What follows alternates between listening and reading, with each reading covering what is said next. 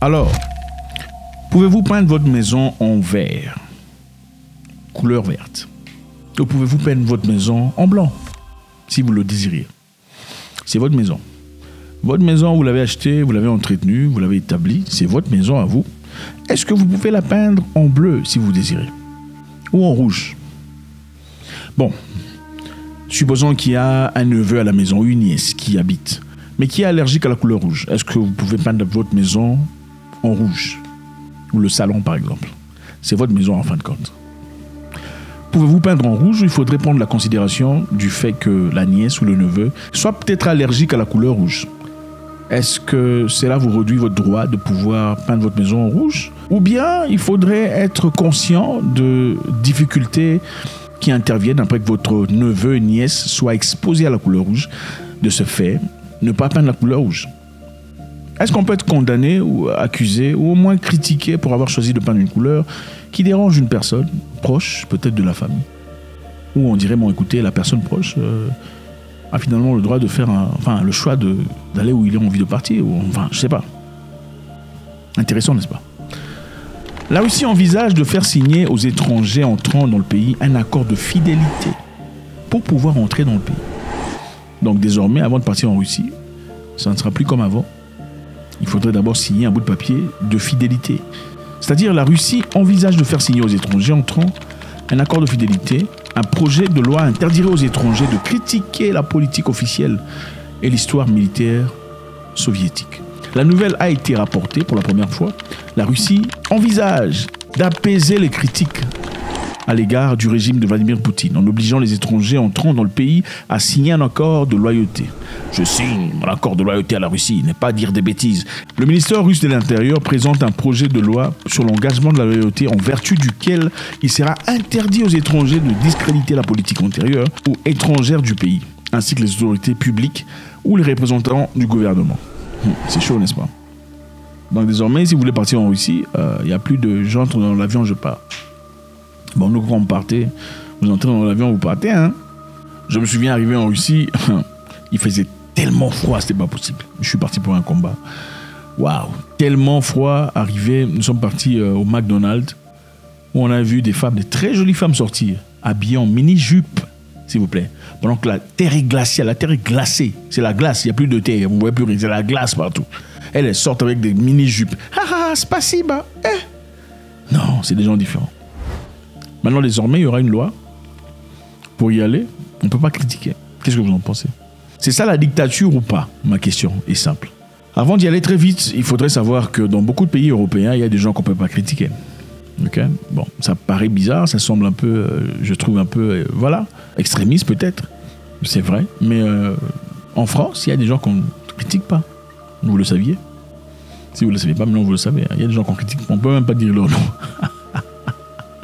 Il y a des gens qu'on ne critique pas. Vous les critiquez avec le temps, ne vous en faites pas, ça va se resserrer contre vous.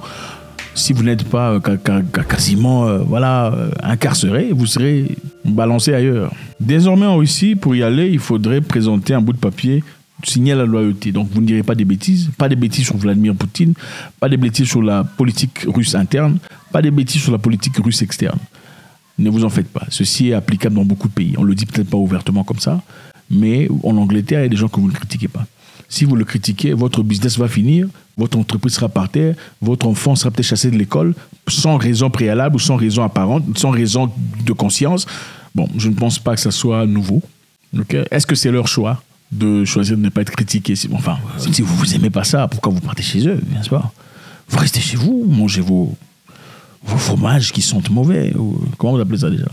Restez chez vous, mangez des chenilles ou mangez des insectes. Vous n'êtes pas obligé d'aller en Russie pour aller critiquer. Vous accepterez que quelqu'un vienne dans votre maison, votre habitation, commence à critiquer. Oh non, moi j'aime pas la peinture là, c'est trop naze, c'est ancien, ça c'est des années 83. Attendez, non, mais personne n'aime pas ça. Non, aucune personne n'aime ça. Si tu viens chez moi, c'est pour être poli, c'est pour être courtois, n'est-ce pas? C'est pour parler gentiment. Écoutez, si tu as des critiques négatives à faire, il faut garder ça pour toi, c'est pas ta maison, n'est-ce pas? C'est clair. Mais est-ce qu'on va aller, celui-là, il n'aime pas que les gens entrent chez lui, c'est un dictateur, parce qu'il ne veut pas que les gens critiquent la couleur de sa maison. Attendez, mais voyons, c'est sa maison, n'est-ce pas? Mais bon, on pousse le bouchon.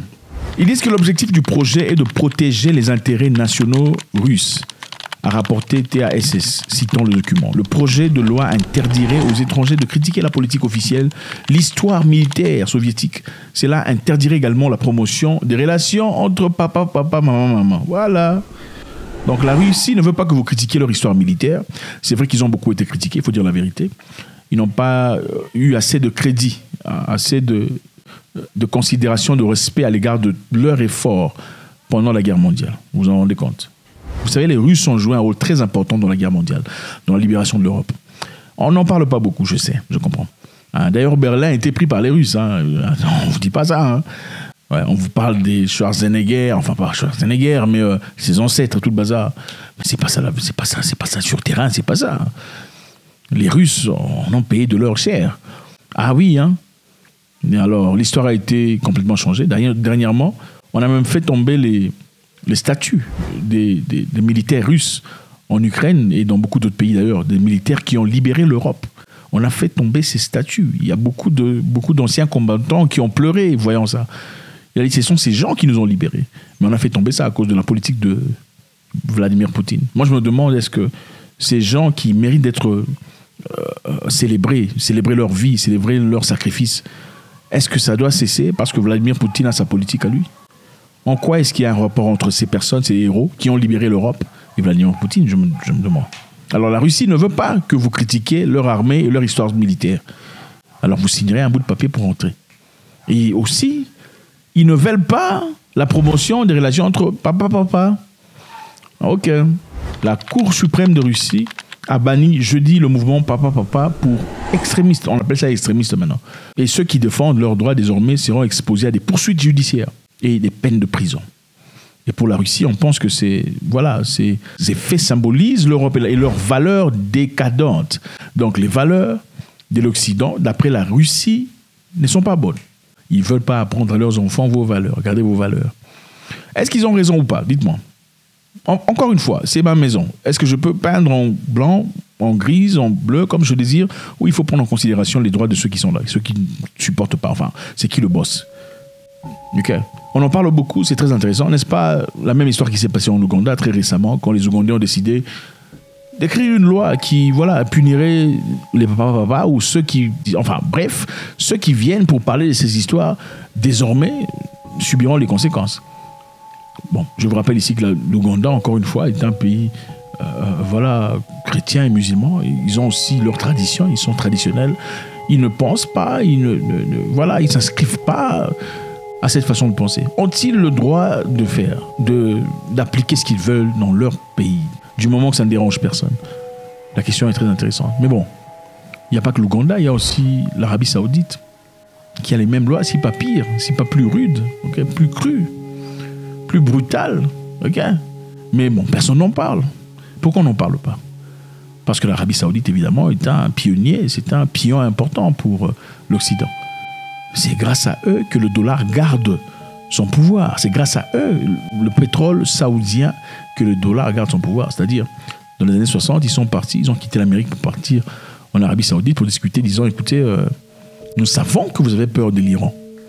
Et l'Iran est juste là, ils ne vous aiment pas, c'est clair. Ils ont les capacités militaires. Mais on peut vous donner de l'aide, on peut vous donner de la protection, la sécurité.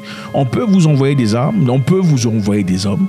Mais en une condition, que vous demandiez à tout le monde d'acheter leur approvisionnement de pétrole exclusivement en dollars. C'est-à-dire, si un pays, par exemple, africain, désirait acheter le pétrole saoudien, il prendrait d'abord son franc CFA. Si ce sont des gens colonisés par les Français, son pourri franc CFA, là, il va d'abord convertir ça en dollars. Il perd d'abord la valeur pour ensuite acheter une histoire qu'il aurait acheté en franc CFA. Mais bon, c'est interdit, il faut acheter ça en dollars. Et c'est grâce à ça que le dollar a gardé son pouvoir, a gardé l'image et la force pendant toutes ces années. Vous comprenez un peu. Mais bon, malheureusement, pour eux, en tout cas, la Chine est venue il y a quelque temps. Mais en fait, cette histoire devrait être protégée aussi longtemps que l'Arabie Saoudite serait en conflit avec l'Iran. ça continuerait, cette histoire serait toujours là. Donc les Américains seraient toujours stationnés en Arabie Saoudite, leurs armements envoyés de temps en temps, voilà, dans le but de protéger ou au moins d'envoyer une certaine peur. Écoutez, il faut avoir peur de l'Iran, sinon ils vont vous tuer. Dans ce cas, il faudrait toujours continuer à contribuer et à vendre votre pétrole en dollars pour que nous vous donnions les capacités et les protections nécessaires. Les Chinois sont venus récemment, ils ont appelé l'Iran. Iran, viens ici. Arabie Saoudite, toi aussi, viens là. Vous voyez, vous deux, il faut finir votre histoire là. Hein? Votre bif là, non, c'est bon. Asseyez-vous, discutez. Ils ont accepté de s'asseoir et de discuter. Donc, ils ont signé un contrat. Et maintenant, l'Arabie Saoudite n'a plus peur de l'Iran. C'est une chose qui est très grave contre les États-Unis. Encore une fois, on veut savoir, est-ce que c'est juste ou c'est pas juste? C'est injuste contre ces personnes qui veulent vivre leur vie, qui veulent faire leur choix. Après tout, c'est leur corps, n'est-ce pas? C'est leur corps, ils feront ça avec eux-mêmes, ça n'a rien à voir avec vous, c'est pas votre problème, enfin bref. Ou bien, en Russie comme en Russie, tout le monde vit par la loi. La loi, c'est la loi de tout le monde. C'est la maison des Russes, les Russes décident quelle couleur la maison porte. Faites-moi savoir ce que vous en pensez, c'est toujours avec beaucoup de plaisir. Comme je dis souvent, c'est une question de partage. Votre contribution est très nécessaire, on veut savoir ce que vous en pensez. God bless.